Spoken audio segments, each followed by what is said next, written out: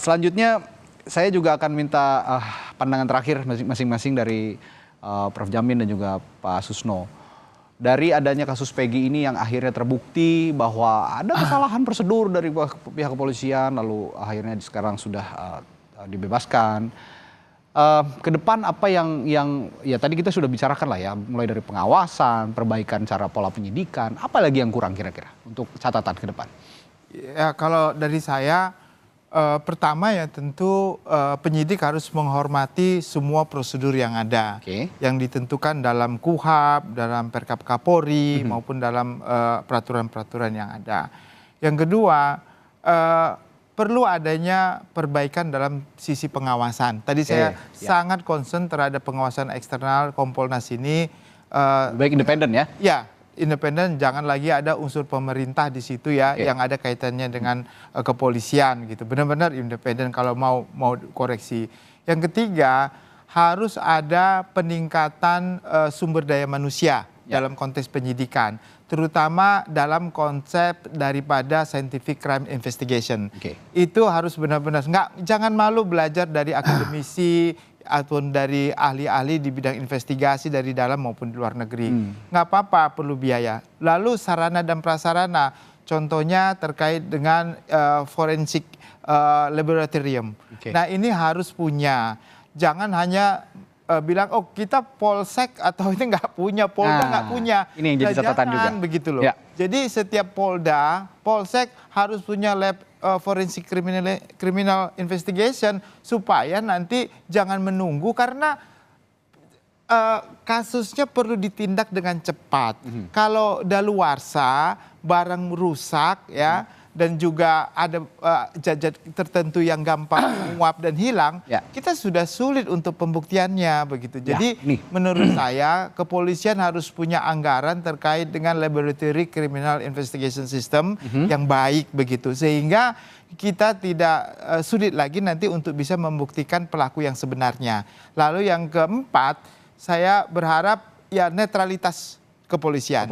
Ya jangan selalu jangan sampai ya ini duga masyarakat tajam ke bawah tapi tumpul ke atas. Jadi harus objektif. Oke, terakhir Pak Susno, saya juga ingin menyoroti sebenarnya spesifik singkat soal tidak meratanya kualitas penyidik. Tadi sudah disinggung oleh Prof. Jamin bahwa kalau di daerah katanya tidak ada ini dan tidak punya kemampuan untuk menyelidiki kasus-kasus tertentu. Ini kan kasus ini juga awalnya dari daerahnya cukup cukup jauh lah begitu dari ibu kota dan bukan kota metropolitan. Bagaimana Anda menyoroti soal ketidakmerataan kualitas penyidik? Pertama saya menyoroti dari sumber daya manusia ya.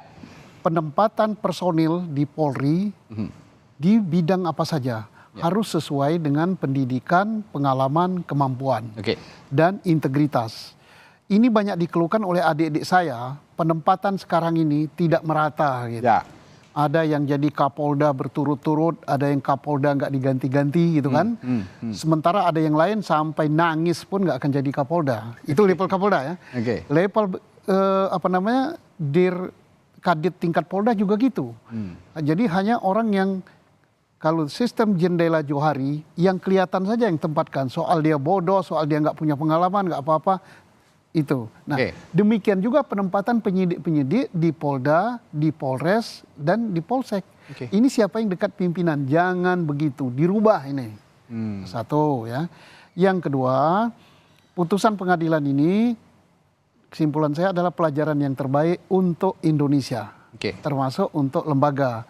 Hari ini telah lahir keadilan dan kebenaran dari Pengadilan Negeri Bandung di tangan Hakim Eman Sulaiman.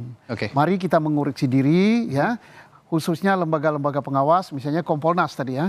Jangan lagi telah memberikan penilaian menjas gitu bahwa penyidikan telah sesuai dengan prosedur. Kami sudah cek bahwa ini enggak, bukan itu tugas Anda. Tugas Anda itu adalah untuk mengawasi, mengecek dan sebagainya, bukan untuk memberikan penilaian langsung di luar.